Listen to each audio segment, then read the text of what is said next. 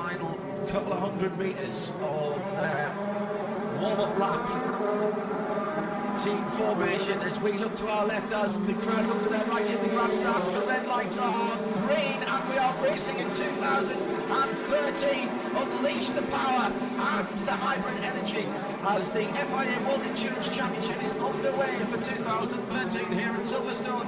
Pretty clean start, at least for the front runners, and the two Toyotas have managed to hold on to their lead, but Alan McNish snapping at the heels of Anthony Davidson as there's the go past Paul Truswell. Yes, Alan McNish is lying somewhat tighter through the loop there as he tries to possibly get a better acceleration out of the corner. It doesn't happen for him, of course, and the Toyotas pull away from them as they head down the Wellington Straight for the first time. Everyone's safely through on that through the loop, and as they head now down through the left-hand through the long right-hand Lockheed and then back past the old National Straight. It is Alexander Woods in the lead, pulling away just a touch. The Audi is playing sandwich for the moment with the rebellion and this ahead of Garni, the Trelliway ahead of Bellini in 5th and 6th places.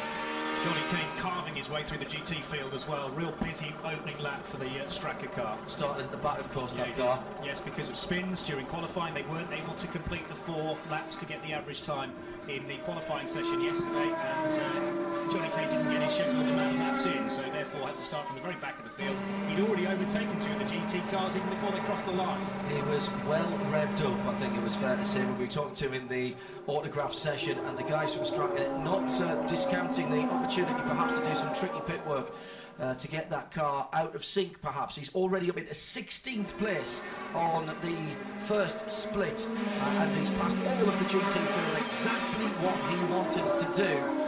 On the second split, excuse me, it's Verts from Davidson, McNish, Yarni, Trelliway, Bellini, 7, 8, 2, 12, 1 and 13 in your top 6 P1 cars, pulling away just a tad from the P2 field, which is led by Antonio Pizzonia in the 25 car. They're living the plough right up his tailpipes in the Morgan, and the Rebellion's so far, Johnny, certainly holding one on there. There's a little mistake by Ben Trelliway there in the number 1 Audi, running off the track just over by the loop with Paul Truswell. Yes, I think he was lining up to have a go getting past Giuliani in the Rebellion Lola, and as he kind of lined up, so he took his eye off the ball, got the car a little bit on a white line, that just spun the car sideways under him. But Benoit Trelliway not wanting to get left behind, he's the one who's got a privateer car ahead of him. But on the other hand, the 5 cars in the lead, as you can see from that helicopter shot, pretty much staying together for the moment. The Rebellion Lolas aren't really that far off the pace of the manufacturer cars. So Paul Truswell over there in Beckett's as Ben Trelliway settles back down under cloudy but bright conditions here at Silverstone. The 57 car at the moment in trouble already, doesn't have its headlights on for Marco Mediani, the 57 Ferrari. But the Rebellion certainly showing good pace at the moment as they're out on the hanger straight on the second lap. The 2 Toyotas there, and then it's Audi Rebellion, and at the moment it's Giuliani who is under the pressure from Ben Trelliway as they drag through Stowe Corner. It was a bit of a difficult corner yesterday when it was down, people trying to tighten up on the exit, losing it and hitting the wall, drivers right down at the bottom of the Vale. It's very wet off the track. Anybody who gets on the grass here is in big trouble. In GT, Aston Martin, Stefan Mucker, number 97, is leading that. I've just noticed as well that the 47 car is coming back up through the field. That's the KCMG car. So that car must have had an incident early on. It was out of kilter. It wasn't out of position on the grid when I was walking down there.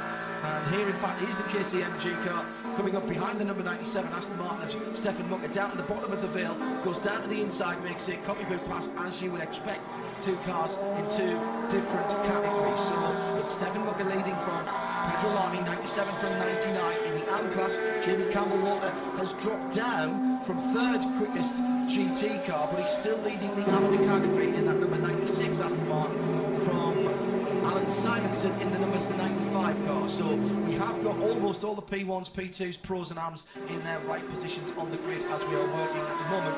Lap number 3 and just a second between Verts, Davidson and McNish at the moment. Paul. Yes, those cars just beginning to kind of settle into the groove, aren't they? Alan McNish was fastest on that second lap, inevitably Alex Alexander Wert's fastest on the first lap. The second lap, though, Nish turning notice, doing a lap time of 1:44.713. That's about as fast as they've been all weekend, but with the bad weather that we've had. But no, I think what we're going to see is Nish trying to get on terms and size up how and where he's going to have a go at getting past Anthony Davidson. In fact, he's already done it, hasn't he? He's gone through. He has indeed.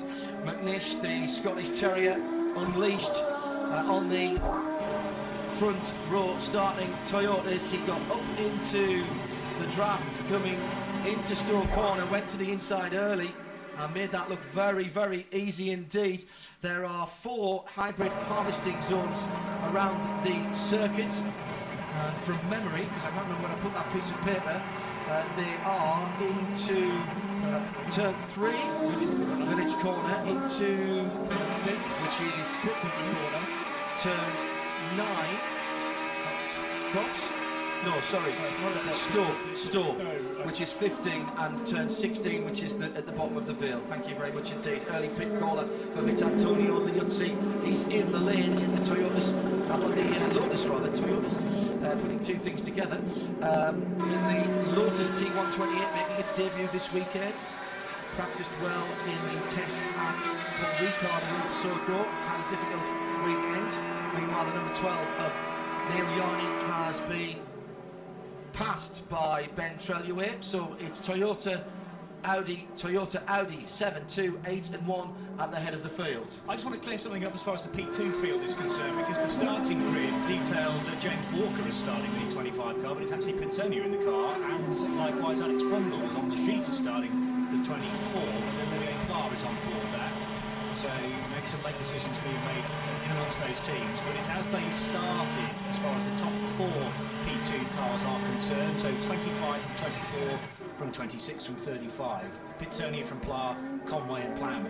Down to the pit lane, Toyota is the early corner. Bruce Jones is at that end of the pits. It was the Lotus. It was Antonio Liuzzi, and he was in and out. They did nothing. Yes, we were commenting about how Randy car and everything, was very, very fresh on it, but no fuel went in, no tyres.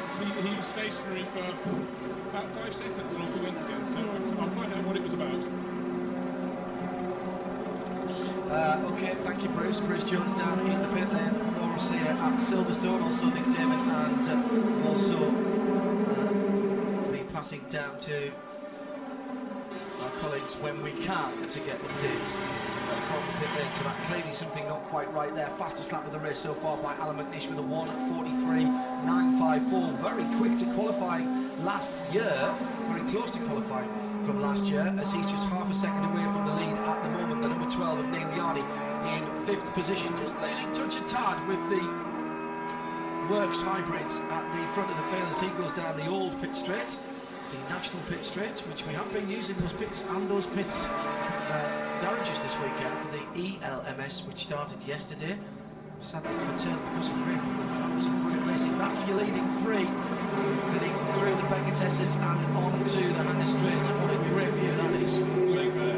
Paul Treluay in 4th place, beginning to make his charge as well up onto the tail of Anthony Davidson. The way McNish is going, I'll only give him another couple of laps before he's not leading this race, John. He's certainly visibly quicker through the Becketesses in the Audi than Brooks and interesting that the Audi's top speeds quicker during qualifying at least than the Toyotas were. Remember last year the Toyotas were the quickest things out there, but Audi's quicker in terms of top speed this year than the Toyotas have been. Jens Charus, Nick Manasseh and Tom Kimber-Smith are 6th, 7th and 8th, I think, 5th, 6th and 7th rather within P2. They are nose to tail. Johnny Kane, progress update, he's into the top 10 now, he's 9th. Lapping significantly quicker than Antonio Pinsonia and Olivier Pla, so tucked in behind those 2 P2 cars leading their class.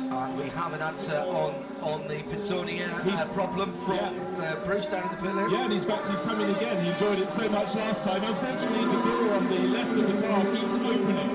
So he's come in, they've tried to take him down. It didn't work first time. They've just had another stab at it, but I feel he could be coming in many, many more times. Unlucky there for car 31, Vitantonio Liuzzi.